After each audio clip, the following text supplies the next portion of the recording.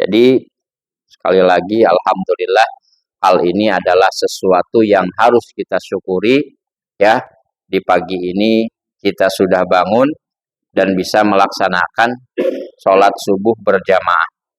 Karena nggak mudah, sekali lagi nggak mudah orang bangun, bahkan Bapak Ibu sekalian itu beda. Bapak Ibu ngalamin nggak bangunnya kesiangan? Pasti ngalamin kan? Kan habis sholat capek. Ya gitu kan, kata Nabi, yang aku syaitan ala qafaiti ra'si ahadikum. Jadi setan itu mengikatkan kepada ya kepala kita itu salah satu uqdah, 3 ikatan pas mau tidur itu, dan berkata lailun tawil, malam yang panjang, ayo tidur tidur, kata setan ya. Maka ketiga ikatan itu akan terbuka. Yang pertama,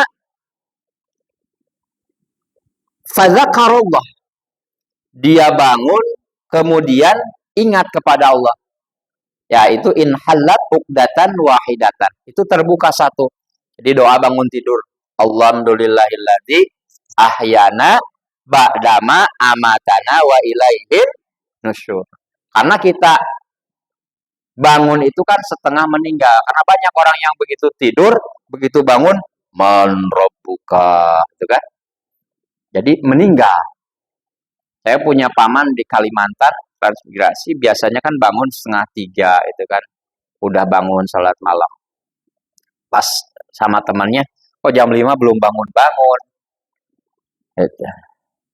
Qadarullah, ya tidur selamanya di dunia, ya, meninggal. Bahkan itulah yang namanya ajal, Bapak Ibu sekalian ya. Kata Allah dalam ayat surah Luqman, wa ma tadri nafsun mada taksibu godan wa ma tadri nafsun bi ayyi ardin tamut. Seorang jiwa itu tidak akan tahu apa yang esok akan ia usahakan, dan seorang jiwa tidak akan tahu di bumi mana dia akan meninggal. Semalam saya sudah bilang ke Ustaz Abdul Ghafur, pulang dari Majalengka, baru pulang langsung ada yang meninggal kan, pengajian ada yang meninggal. Nah itulah yang namanya ajal. Jadi yang meninggal itu para Raden Kusnun meninggal, pengen dimakamin langsung ke Palembang. Yang nganternya adeknya itu di jalan meninggal juga. Pengakuannya kena jantung gitu kan. Tapi likulli ummatin ajal. Ya, dalam Al-A'raf ayat 34. Setiap kita itu udah ada waktunya. Faidza jaa ajalum la yastakhiruna sa'atan wa la yastaqdim. Enggak bisa dipending lagi kalau udah waktunya. Enggak bisa dimajukan, enggak bisa dimundurkan kalau udah waktunya. Di mana, seperti apa? Cuma al-mautu ala ma 'asha alaih, ya. Meninggal kita tergantung kebiasaan kita sehari-hari. Mudah-mudahan semuanya di sini husnul khotimah, ya.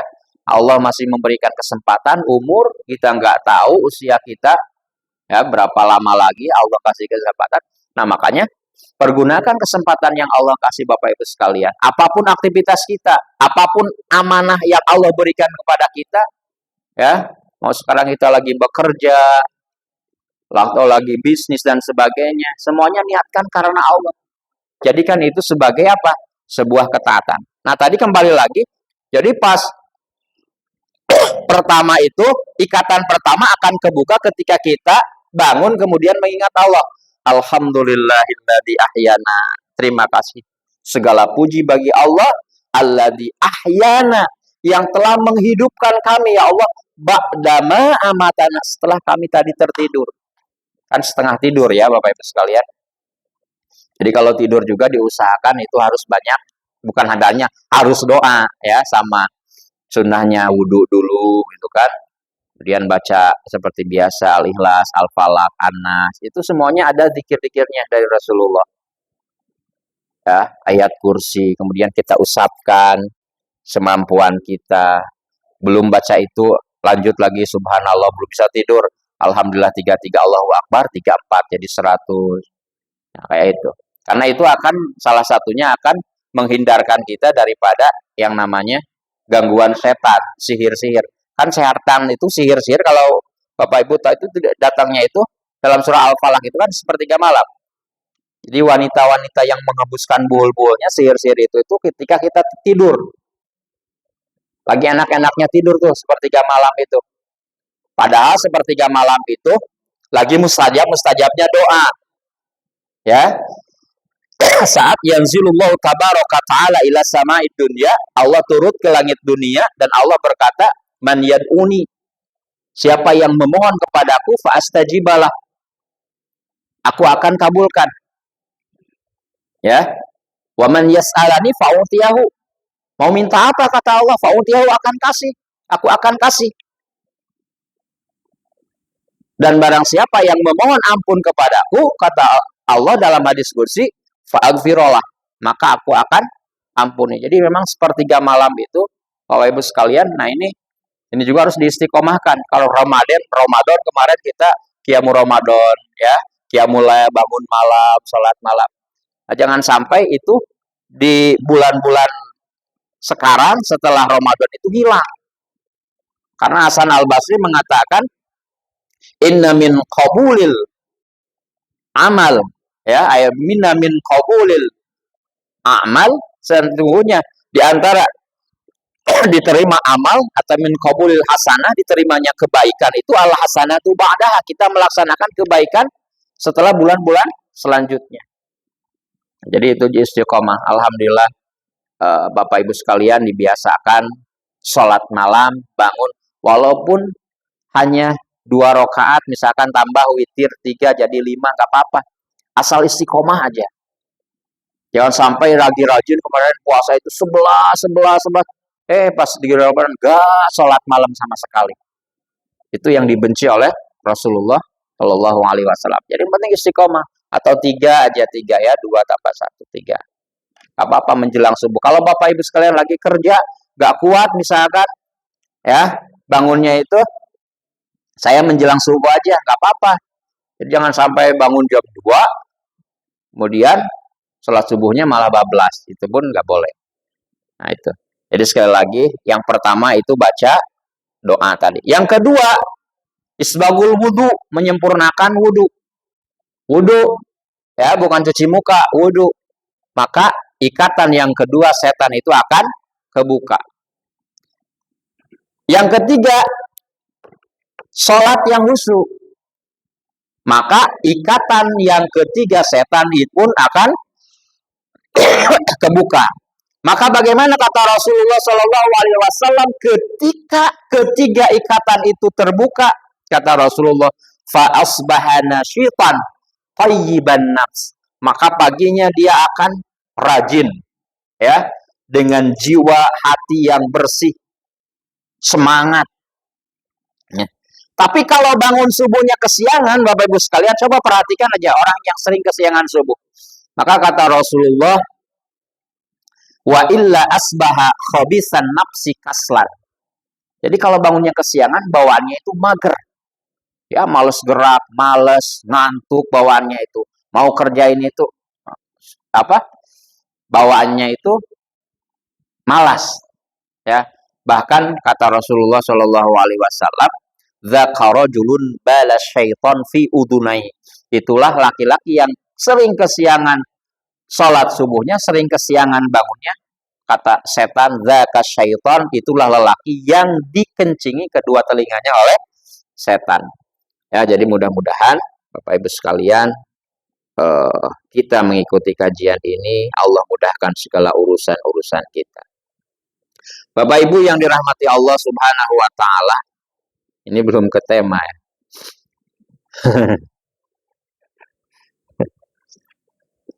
Udah nyambung. Gak apa-apa, kita ngobrol aja ya Pak Bu. Ngobrol yang bermanfaat. Jadi sesuai dengan temanya bahwa Nabi Ibrahim itu merupakan role model kita ketaatan tanpa syarat.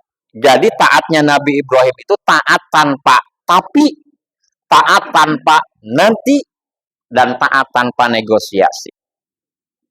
Itulah Nabi Ibrahim. Jadi taatnya itu tanpa syarat. Kita mau sholat, kan kadang kita, bentar dulu deh, nanggung, leye-leye dulu masih capek. Ya, ada orang disuruh eh, ke masjid atau tidak, nanti aja lah kalau saya udah menjelang tua. Nah, jadi Nabi Ibrahim ini betul-betul menjaga ketaatannya. Karena orang yang taat, orang yang menjaga ketakwaannya kepada Allah, itu jaminannya apa? Kebahagiaan di dunia. Wattaqullah la'allakum tuflihun. Tingkatkan ketakwaan kita, ketaatan kepada Allah, maka kita akan mendapatkan apa? Kebahagiaan. Sebenarnya kisah Nabi Ibrahim ini sering diulang-ulang Bapak Ibu sekalian. Dan banyak sekali yang akan menjadi ibrah bagi kita. Yang akan cerita-ceritakan adalah salah satunya adalah yang berhubungan dengan Idul Kurban, ya, penyembelihan itu.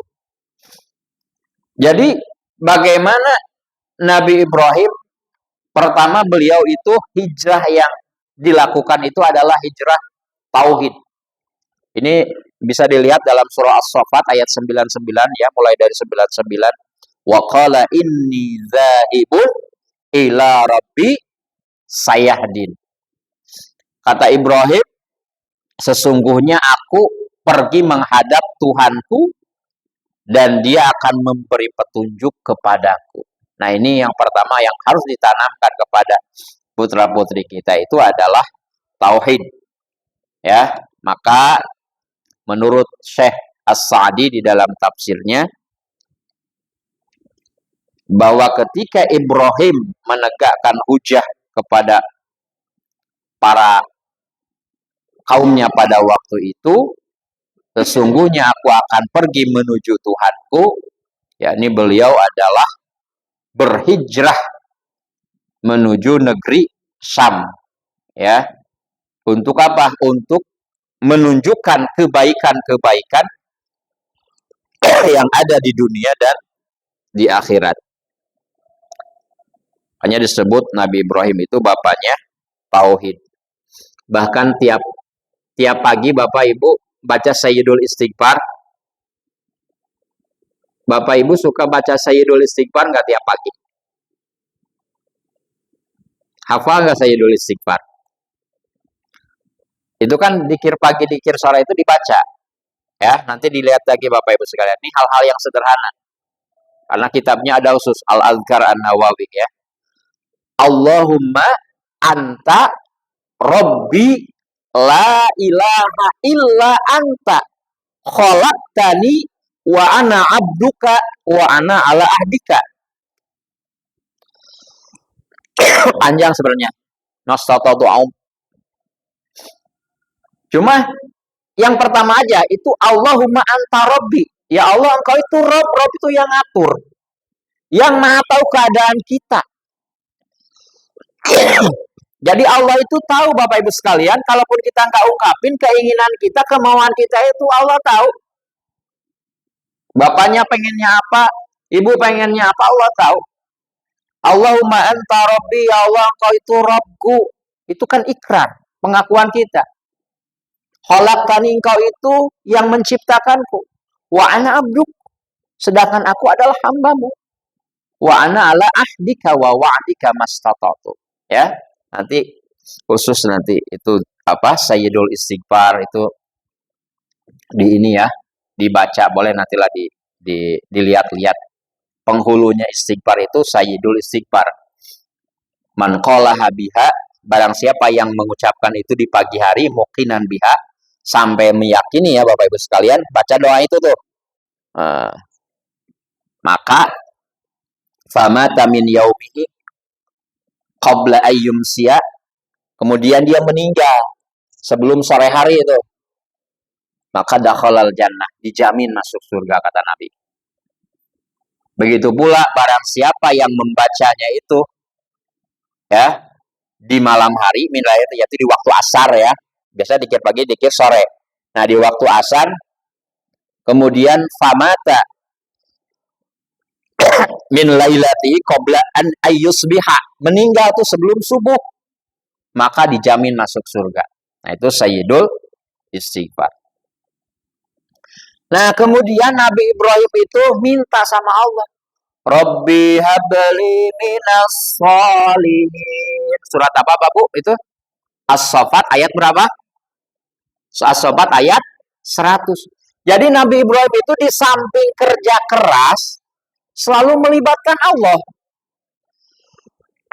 Jadi Bapak Ibu sekalian, kalau nggak mau kecewa Bapak Ibu sekalian, libatkan Allah dalam setiap hal, dalam setiap urusan. Mau urusan anak-anak kita, urusan pekerjaan kita, libatkan Allah. Jangan merasa diri mampu, saya bisa, saya kuat, saya seorang ayah. Kalau seperti itu pasti yang ada apa? Kecewa, banyak kecewanya. Banyak sesuatu yang terjadi sama kita kan yang di luar rencana ya Pak, Bu. Kejadian di luar rencana. Maka yang ada ketika kita tidak melibatkan Allah dan mengakui seperti Qarun, innama utituhu ala ilmin indi, keberhasilanku itu adalah seperti karena keberhasilan, kesuksesan, kepintaranku, yang ada banyak kecewa dan akhirnya apa? Qarun juga kan fahosapa wabidaril. Qarun itu harta bendanya semuanya itu dimasukkan ke dalam perut bumi. Maka suka disebut harta karun ya Bu ya. Harta karun itu ya dari sana karena kesombongan Qarun. Dulu kan Qarun itu nggak punya apa-apa.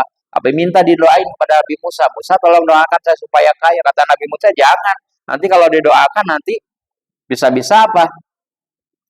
Bisa-bisa kamu nggak bersyukur. Nggak apa-apa kata doain. Akhirnya didoakan tuh sama Nabi Musa Qarun itu. Maka sekarang tidak ada hartanya yang melebihi harta Qarun. Sekaya apapun sekarang, ya orang terkaya di dunia ini tidak ada yang melebihi harta Qarun. Tapi setelah sukses Qarun itu disuruh zakat apa tadi ngomongnya innama utitu ala ilmin undui. Tunggu dulu, ini kan hasil kerja saya. Beda dengan Nabi Sulaiman Bapak Ibu sekalian. Ketika Nabi Sulaiman mendapatkan anugerah dari Allah, hada min fadli rabbi liyabluwani ashkur am akfur. Nah, kita kembali lagi. Jadi Nabi Ibrahim itu doa, Rabbi habli minas sholihin. 86 usianya baru dapat Nabi Ismail. Kan udah pada sepuh. Minta Rabbi habli minas sholihin. Akhirnya dapatlah Nabi Ismail. Bayangin sudah lahir, ya nanti ada dalam surah Al-Ibrahim ayat 37, ditinggalin. Rabbana inni askantu min dzurriyyati biwadin ghairi dzi zar'in 'inda baitikal muharram Rabbana liyuqimus shalah. Ya Allah, aku tinggalkan kata Nabi Ibrahim anak istriku di tempat yang tak berpenghuni. Tidak ada tumbuh-tumbuhan pada waktu itu. Tapi doa Nabi Ibrahim apa? Karena ditempatkan di tempat sholat, Rabbi ja'alni muqimas shalah wa min dzurriyyati rabbana wa taqabbal du'a. Ya Allah, jadikan aku ayah yang mendirikan sholat, wa min dzurriyyati, dan jadikan anak istriku orang-orang yang akan mendirikan sholat. Maka akhirnya apa? Walaupun ada ikhtiar kan pada waktu itu, Siti Hajar sama Nabi Ismail, sofa, marwah, marwah, sofa, sofa. Coba, air zam-zam keluar di Sabah? Enggak. Air zam-zam keluar di Marwah yang sudah haji umroh? Enggak kan? Tapi di tempat sholat. Nah, jadi pada waktu itu istrinya sempat nanya, Ibrahim, apakah kau rela meninggalkan saya sama anak kita yang baru lahir, Ismail, di tempat yang tandus katanya. Ya, namanya juga manusia. Nabi Ibrahim itu jalan aja ya, diam aja, memilih diam daripada menjelaskan. Itu kan kalau laki-laki seperti itu, diam aja. 2 kali ditanya, 3 kali ditanya, lalu istrinya, karena istrinya solehah juga, nanyanya beda. Allah, apakah Allah yang memerintahkanmu? Pertanyaan jadi beda. Apakah Allah yang memerintahkanmu untuk supaya saya ditinggalkan? Misalnya kata Nabi baru mengatakan, ya, kalau memang Allah yang memerintahkanmu, maka Allah tidak akan menyia-nyiakan kami.